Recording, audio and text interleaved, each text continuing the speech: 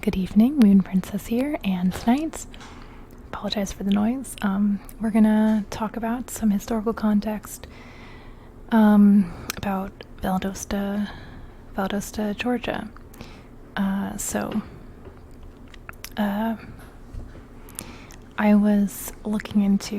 have been looking into Kendrick Johnson case, and was curious about the area that he lived in. Apparently, in 1918, there was a lynching rampage in Valdosta, Georgia. So, Mary Turner is the main person I'm going to talk about in this video. Mary Turner was a young African-American woman who ended up as a victim of lynching in Lowndes County, Valdosta, Georgia. Mary was born December 1899 as Mary Hattie Graham. Her father was Perry Graham, and his wife was Elizabeth Betsy Johnson. She grew up in a sharecropping family. Her parents had 4 children. February 11th, 1917, she married Hazel Turner. They had 2 kids together, O.C. Lee and Leicester, prior to marriage, and had another on the way. They moved from Colquitt County, Georgia, to Brooks County, and that's how they ended up working for Hampton Smith and his plantation. Though Smith was notorious for how abusive he was towards his workers, beating them. In fact, Mary Turner was once severely beaten. They moved from Colquitt County, Georgia, to Brooks County, and that's how they ended up working for Hampton Smith and his plantation. In fact, Mary Turner was once severely beaten by him, which led to her husband threatening him, and he was sentenced to time on a chain gang. If you guys have ever read Beloved, it made me think of Paul D. in Beloved after he was after being caught by a school teacher, and he put the iron in his mouth, the iron bit, and then sent him to a prison camp in Georgia. So it's similar. They're all like chained together and forced to do road construction and other manual labor as a way of like punishment. It makes me sick.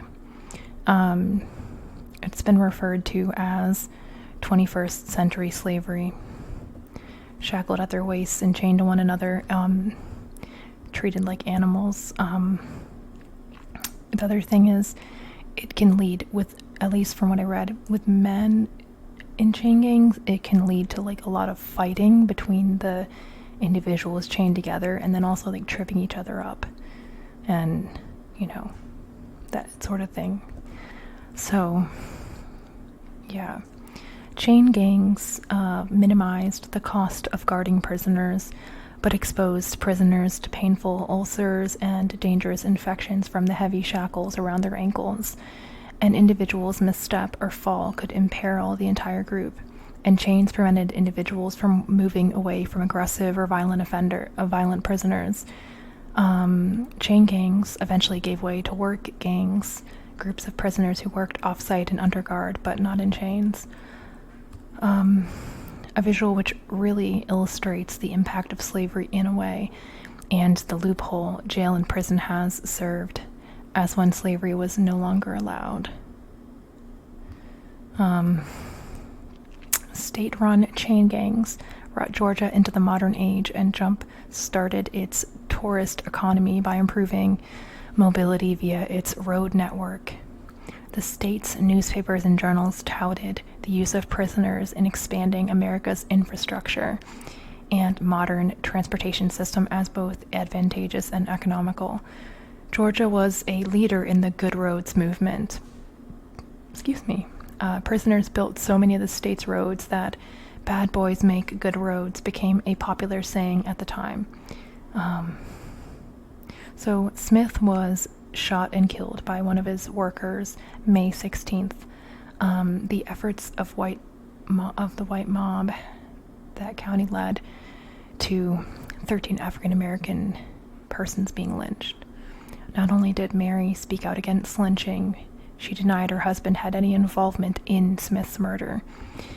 So the events which occurred on May 18th, 1918, Hayes Turner was arrested and subsequently lynched.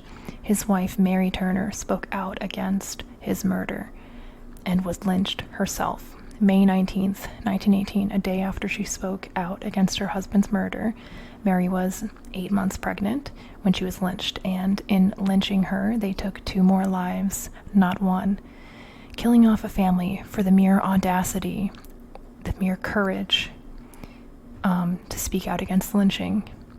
They wanted to, direct quote, teach her a lesson. After learning of this, Mary tried to flee, but was caught and dragged to Folsom Bridge, the river between Brooks and Lowndes County being where Kendrick Johnson lived.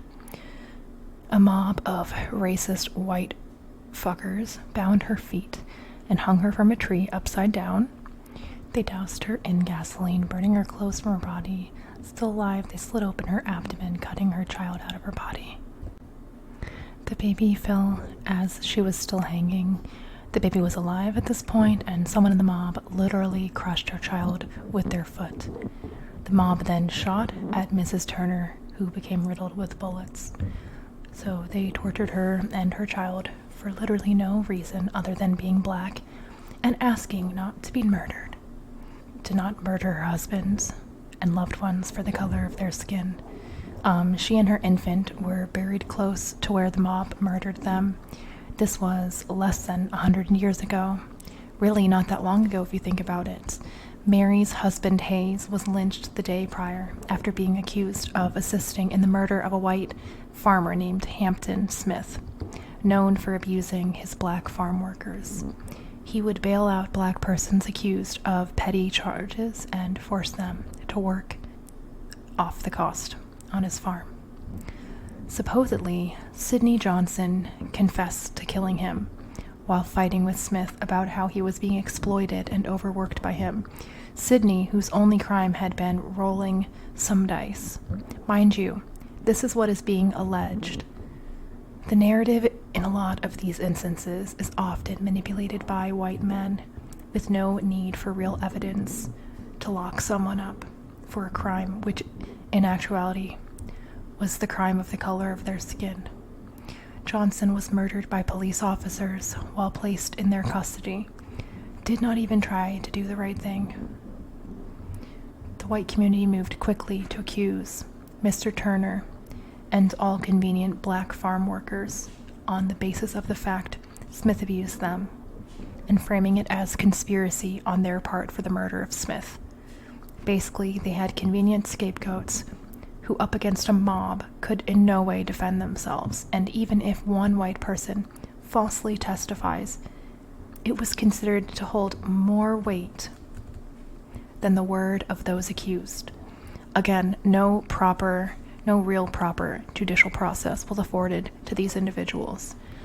Mary Turner and her child were lynched to shut them up, to maintain the supremacist status quo of racist, xenophobic white people. Made an example of her to show all other black members of the community that any effort to fight back will lead to their death. The lynchings that week terrified black residents, 500 of which ran from that area of Brooks, Lowndes County, in fear for their lives, as angry white mobs continued to dominate Georgia. No one was ever charged for or convicted of the murders of Mary and her husband and her child. Any of those lynched at that time, none of them. Despite the fact local officials were provided names of persons who instigated and the 15 individuals who were known participants. Unsurprisingly, none of those white mob members were ever held accountable for murdering Mary Turner and her unborn child. This level of dehumanization is disturbing. It's heartbreaking. It's shocking. Something until now I had never even heard of. And isn't this the real problem? Mary Turner is an important person in the history of Georgia. The lengths people have gone to in support of such dark, twisted, racist ideologies, which were commonplace racist ideologies which were commonplace and still remain, as much as we would like to deny. A knee in the neck of George Floyd. A knee in the neck of George Floyd. Ahmaud Arbery. These are examples of, the racism that's still ever present. Animalistic, grotesque slaughter of a woman who did nothing to deserve such abominable treatment. Unprompted.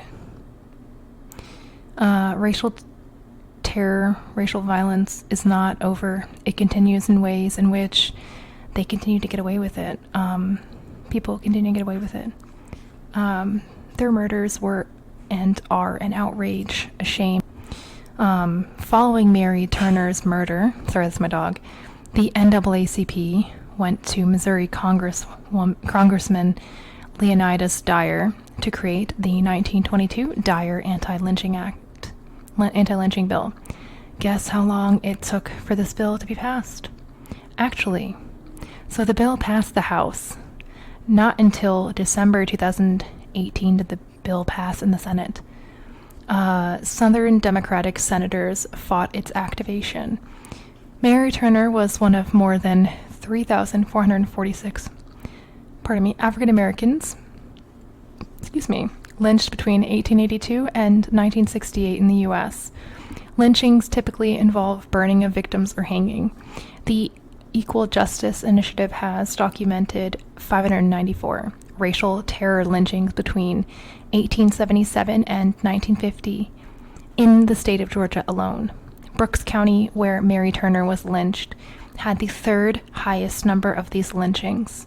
So I hope you found this informative. I definitely did. And, the importance of understanding the past to inform our present, because, this kind of hate and bigotry doesn't just evaporate overnight, and it's something that, for me, I feel like is important to look at. So anyways, thank you so much for watching. I hope you found this interesting, gained some new information, and I look forward to seeing you in my next one. Sweet dreams. Good night, Moonies.